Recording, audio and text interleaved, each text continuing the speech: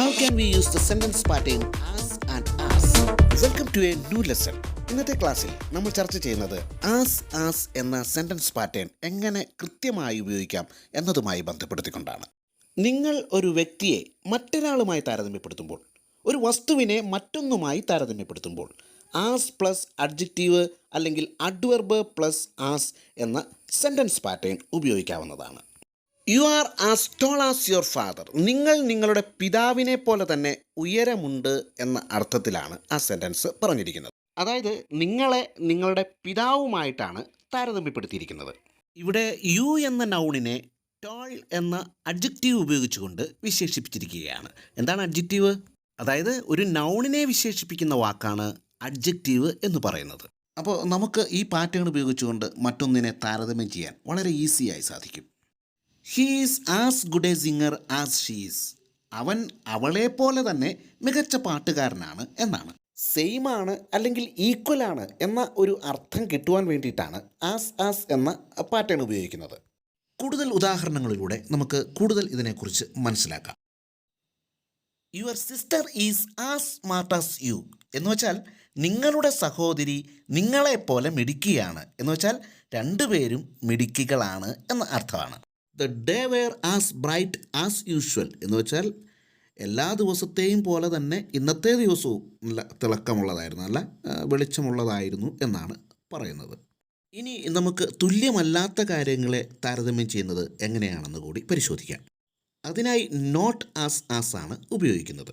A lion is not as big as an elephant. ഒരു സിംഹം ആനയെപ്പോലെ വലുതല്ല എന്നാണ്.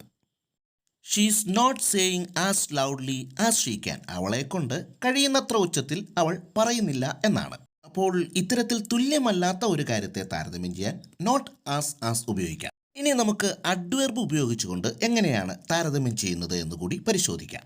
The boy Rann away as fast as he could. അവൻ്റെ കഴിവിന് തുല്യമായ വേഗത്തിൽ അവൻ ഓടിപ്പോയി എന്നാണ്. ഇനി തുല്യമല്ല എന്നുകൂടി അഡ്വർബ് ഉപയോഗിച്ചുകൊണ്ട് പറയാം. I can run as fast as U.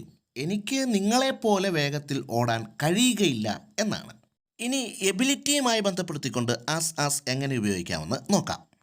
They got here as fast as they could. അവർ കഴിയുന്നത്ര വേഗത്തിൽ ഇവിടെ എത്തി എന്നാണ്. Can you come as soon as possible. നിങ്ങൾക്ക് കഴിയുന്നത്ര വേഗം വരാമോ എന്നാണ്. ഇത്തരത്തിലാണ് എബിലിറ്റിയുമായി ബന്ധപ്പെടുത്തി ആസ് ഉപയോഗിക്കുന്നത്. ഇനി ക്വാണ്ടിറ്റിയുമായി ബന്ധപ്പെടുത്തിക്കൊണ്ട് ആസ് എങ്ങനെയാണ് ഉപയോഗിക്കുന്നതെന്ന് പരിശോധിക്കാം. Eat as much as you wish. നിങ്ങൾ ആഗ്രഹിക്കുന്നത് പോലെ കഴിക്കുക എന്നാണ്. അതായത് നിങ്ങളുടെ ആഗ്രഹത്തിന് തുല്യമായ രീതിയിൽ നിങ്ങൾ ഭക്ഷണം കഴിക്കുക എന്നാണ്. ഇവിടെ തുല്യതയെക്കുറിച്ചാണ്, സെയിം അല്ലെങ്കിൽ ഈക്വാലിറ്റിയെക്കുറിച്ചാണ് സൂചിപ്പിക്കുന്നത്. I teach as much as I can. എന്നെക്കൊണ്ട് പഠിപ്പിക്കാൻ കഴിയുന്ന അത്രയും ഞാൻ പഠിപ്പിക്കുന്നു എന്നാണ്.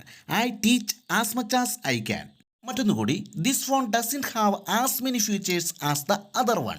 അതായത് ഈ ഫോണിന് മറ്റൊരു ഫോണിനേക്കാളും സവിശേഷതകളൊന്നുമില്ല, അത്ര നല്ല ഫോണൊന്നും അല്ല എന്ന അർത്ഥത്തിലാണ് പറയുന്നത്. ഇത്തരത്തിലാണ് ക്വാണ്ടിറ്റിയുമായി ബന്ധപ്പെടുത്തിക്കൊണ്ട് ആസ് ഉപയോഗിക്കുന്നത്. നിത്യജീവിതത്തിലെ സംഭാഷണങ്ങളിൽ നമ്മൾ ഇത്തരം താരതമ്യങ്ങൾ നമ്മൾ നടത്താറുണ്ട്. അപ്പോൾ സംഭാഷണങ്ങളിൽ നമുക്ക് ഇത്തരം സാഹചര്യങ്ങളെ നേരിടേണ്ടി വരുമ്പോൾ ഇത്തരം പാറ്റേണുകൾ മനസ്സിലാക്കുകയും അത് പ്രാക്ടീസ് ചെയ്ത് നമ്മുടെ ഭാഷയുടെ ഭാഗമാക്കി മാറ്റുകയും ചെയ്യാൻ ശ്രമിക്കുക. അപ്പോൾ വീഡിയോ ഇഷ്ടമായെങ്കിൽ ലൈക്ക് ചെയ്യുക, സബ്സ്ക്രൈബ് ചെയ്യുക, അടുത്തുള്ള ബെല്ലൈക്കൺ അമർത്തുക, കൂടാതെ സപ്പോർട്ട് ചെയ്യുക. വീണ്ടും ഒരു വീഡിയോയുമായി നമുക്ക് വീണ്ടും കണ്ടുമുട്ടാം.